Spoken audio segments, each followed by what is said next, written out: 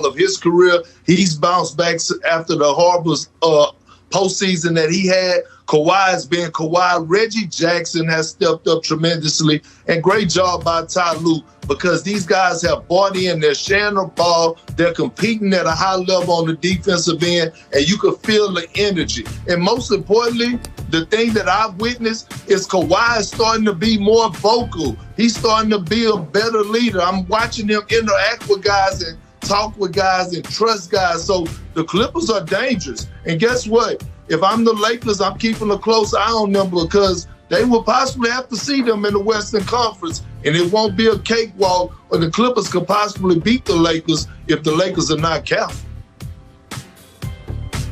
Boy, oh boy, the Utah Jazz lose one game to the modern-day Arvydas Sabonis, and they're not even in the conversation for who's playing the best. The Jazz are playing the best basketball right now. They just had an 11-game winning streak. But in reality, Clippers, Lakers, Jazz. Wait a minute. Weren't the Jazz number 2 in those power rankings, Zach? How can you say they're not in the conversation? They were number 2.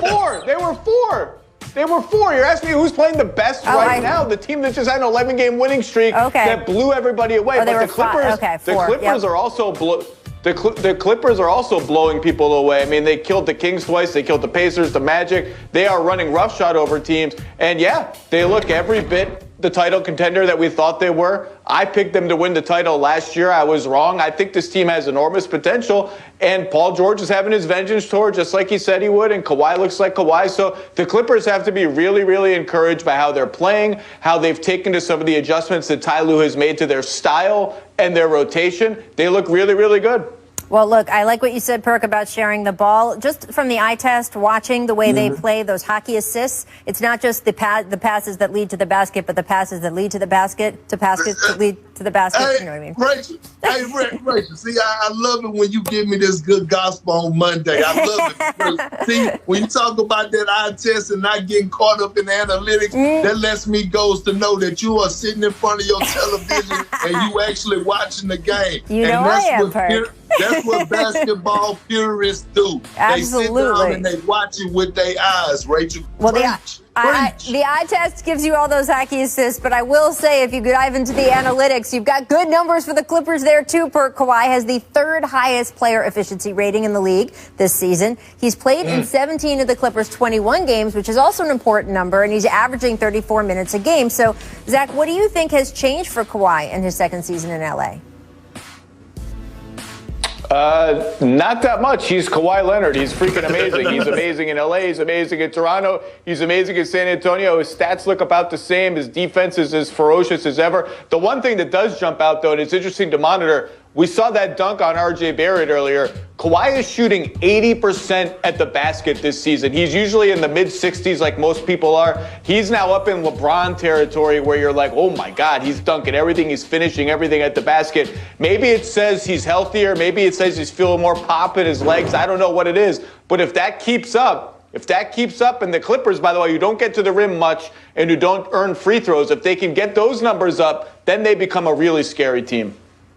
Absolutely. The thing that stands out to me the most about Kawhi, besides his leadership, is that he finally looks 100% healthy. He's playing back-to-backs. He's not taking any games off. He's driving to the basket with force, and he's elevating. And elevating above the rim, and he's looked like the Kawhi of old before the injury. And that's a beautiful thing to see. Right now, he's playing at an MVP type level too, along with Paul George. And this is the duo that we all been waiting to see. And they're playing at their peak right now and giving the Clippers something to be proud of. It's going to be so interesting to watch. To me, just the fact that he's played in that first back-to-back and been more confident, Zach, as you say, with the way that he's just sort of moved on the court and some of the shots and dunks that he's making. You feel like he feels like he's healthier. We'll have to see as we go down to the wire here. All right, guys, up next, LaMelo Ball has had his best game of the season. That was Mavs. I'll be on the sidelines in Dallas for that one, so come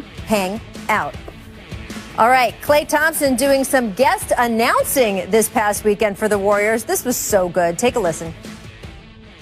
check. Oh, mic works. Mic's hot. Man, I'm good. You're on, bro.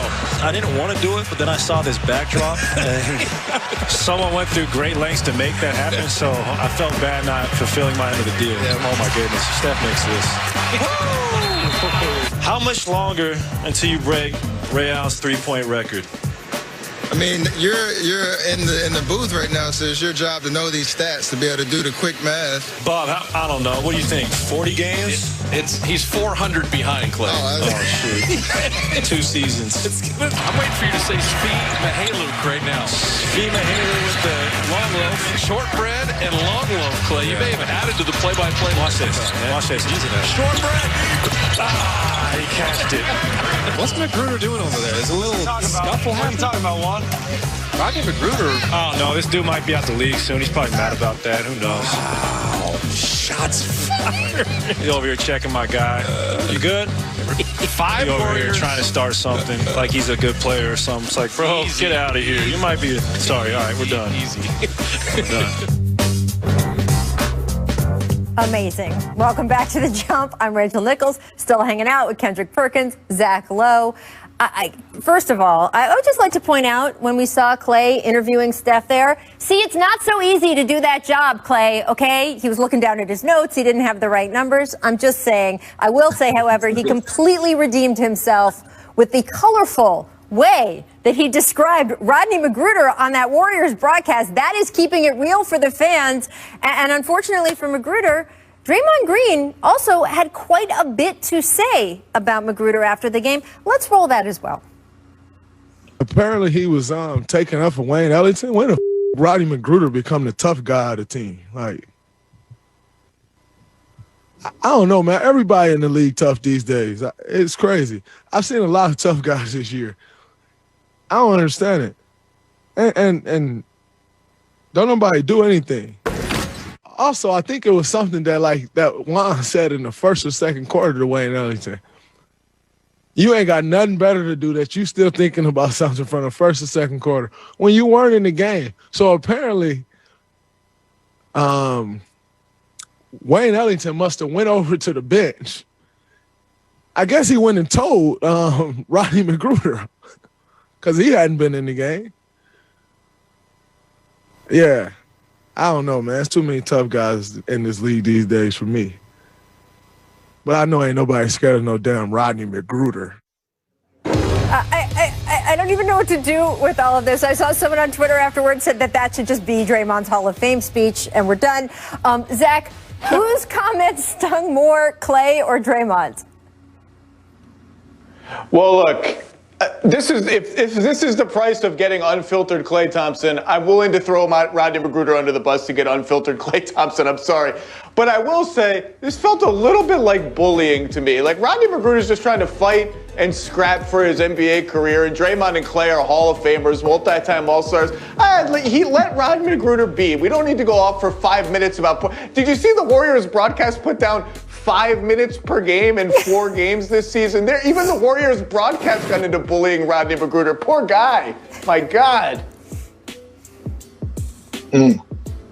Well, I'm going to say this. I don't applaud it, and I don't like it. To me, Rachel and Zach, I thought this was very corny. When you look at a guy like Rodney McGruder, who was undrafted in 2013, who's been fighting his way, went down to the G League, and is still on the roster here today in the year 2021, a guy that has to fight every single offseason, going to training camp and prove himself. And we all know how hard it is just to get to the NBA. It's even harder to stay in the NBA. And they have a 15 or 14 guy on every roster that fights for their position and be that guy on the bench. All he was doing was standing up for his teammates. And I love Klay, but he didn't. I can't roll with him on this statement that just wasn't right. As far as Draymond talking about a lot of tough guys in the league, I love Draymond, but he talked just as much as anybody.